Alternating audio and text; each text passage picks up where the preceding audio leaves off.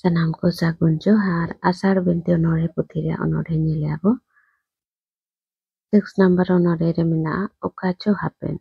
Pad upal chora ghat re unumuka lagka talang. Koro meka phol jodi unage omon. Chape lena gudgudire baha bandelare. Baha tulas unum lena tore pukri re. Enho gogo rasalo sodalang sodok nichint. Timincho sanagin ukare muchet. Sari kana paha puha labid libir chandopel sari kana marsal likir. Jede ruli anatang chicken rawal cuman hore tase etang orwal. Sari kana tekin terang rat tarasin tanaram bukdes an. Sari kana tuderak guturup sahet. Sari kana anasur se. Menaka nyuhum nida. Ambas tonom nyut norom tumal. Hoito molok chando tetech telai, hoito ipil baha logot lumam. Hoito menaka muni ar ho jahanak joto kichu sanam salah. Kaje tege jion nurut kate gurgum nohoare. Sodok tosong lang leret burure. Lauka jatri am arin samuduri foto ab has arhasin. Anatu ases. Jioneka durang ases jiu jioli re jage thok midbar. Ases hatin rela betha retha siram rehet soro karam re midok. Medelang foto kangka kanaso sotok. Surut sutam sa pitat midok serma kera lel luguri re. Hoi tase sakam ever khan. Arho uka ber laver leber jari jibi jari. Sak sada sagor sereng anatu ases. Jioneka durang ases. Ukare mucet am in juge jugren. Uka kon ukacho hapen. 7 number re mina onorhe go tular. Nitho menaya upas kadej begor ruti rok jorao luguri orwal. Bohuk tuwal rata pata tuka of sunum na sindet. Hormo abran koram re kolere sona koha kiha. Uka met re omte te atukan ontor jari go dular par tur bahir. 8 number re onorhe mina eroksim. Somoy samut kira are adre upel sahanas eroksim seteren atu yore. Suroj boron mardo chodma nimir lui niel.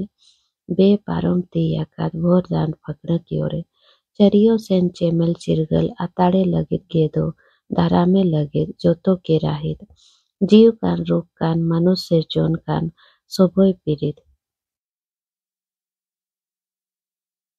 Jom sim atare lagit dana angkur uch rakabe harier met aha.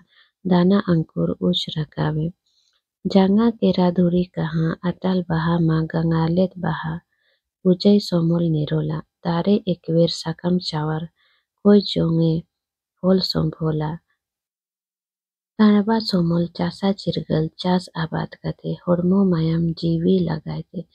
Ujawai kan eroksim kam kaj kira devta marang jai jugren johar amge karamsim. No number onore mina onatege. Ondokar utum nyinda ondokar. Ukare amwas chando samtaw rat jhumor homore serma horma. Atu at ukare dahar ondokar. Usri sima hriday inyak dahe ondokar. Jhumor asar serma wag juno mane tinma. Julut init bilit bartiye nyut.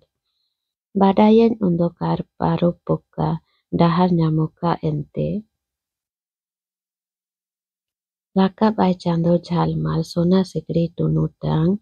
Badayen meddak aruplem jolon batia be init note.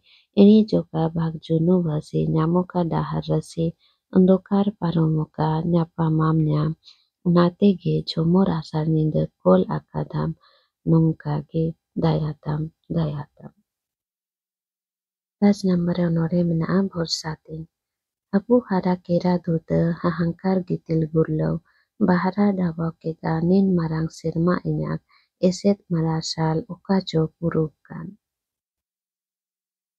ᱚᱠᱟ ᱪᱚ ᱯᱟᱪᱷᱮᱢ ᱩᱛᱟᱹᱨ ᱩᱰᱟᱹᱣ ᱟᱫ ᱚᱠᱟᱨᱮ ᱫᱟᱹᱠᱤᱱ ᱦᱚᱨ ᱟᱫ ᱨᱟᱦᱤ ᱦᱟᱭ ᱧᱩᱛ ᱨᱮ ᱦᱩᱪᱟᱹᱫ ᱡᱟᱣᱟ ᱧᱩᱛ ᱥᱮᱨᱢᱟ ᱛᱩᱞ ᱯᱟᱨᱵᱟᱛ ᱦᱟᱢᱟᱞ ᱮᱱᱦᱚᱸ ᱵᱷᱚᱨᱥᱟ ᱛᱤᱧ ᱟᱢ ᱢᱚᱛᱚ ᱵᱷᱚᱨᱥᱟ ᱛᱤᱧ ᱩᱫᱩᱜ ᱟᱹᱧ ᱦᱚᱨ ᱥᱟᱯᱷᱟ ᱠᱟᱹᱧ ᱢᱮᱫ ᱡᱚᱵᱨᱟ ᱛᱤᱭᱟᱹᱜ ᱤᱫᱤᱧ ᱟᱢ ᱴᱷᱮᱱ ᱟᱢ ᱭᱟᱨᱮ ᱮᱠᱮᱱ ᱟᱢ ᱢᱚᱛᱚ ᱵᱷᱚᱨᱥᱟ ᱛᱤᱧ ᱧᱩᱛ ᱨᱮ ᱠᱩᱪᱤᱛ ᱠᱚᱱᱟ ᱨᱮ ᱠᱚᱭᱚᱜ ᱦᱚᱨ ᱨᱮ ᱤᱧ ᱦᱤᱨᱤᱧᱟᱢ ᱛᱤᱛᱤᱧ ᱟᱢᱟᱜ ᱛᱤᱨᱮ ᱡᱚᱯᱚᱴᱮᱫ ᱨᱟᱹᱥᱠᱟᱹ ᱨᱩᱢᱩᱧ ᱦᱚᱨ ᱥᱮᱸᱫᱽᱨᱟ ᱢᱩᱱᱩ ᱪᱟᱸᱫ ᱥᱟᱱᱟᱢ ᱰᱟᱦᱟᱨ ᱠᱮᱨᱟ ᱰᱟᱦᱟᱨ ᱢᱩᱪᱟᱹᱫ ᱵᱷᱚᱨᱥᱟ ᱟᱢ ᱛᱤᱧ ᱛᱤᱢᱤᱧ ᱪᱚ ᱦᱤᱲᱤᱧᱟᱢ ᱛᱤᱢᱤᱧ ᱪᱚ ᱥᱟᱹᱜᱩᱱ ᱥᱚᱢᱚᱭ ᱧᱩᱛ ᱨᱮ ᱧᱩᱲᱩᱢ ᱧᱩᱛ ᱵᱮᱼᱚᱨᱚᱢ ᱥᱟᱫᱟᱭ ᱩᱯᱨᱩᱢ ᱟᱢ ᱵᱷᱚᱨᱥᱟ ᱛᱤᱧ ᱠᱚᱭᱚᱜ ᱦᱚᱨ ᱟᱢ ᱪᱮᱫᱟᱜ ᱡᱮ ᱟᱢ ᱪᱷᱟᱰᱟ ᱟᱢ ᱥᱟᱶ ᱚᱠᱟᱨ ᱧᱟᱯᱟᱥ ᱟᱨ ᱚᱠᱚᱭ ᱧᱟᱯᱟᱢ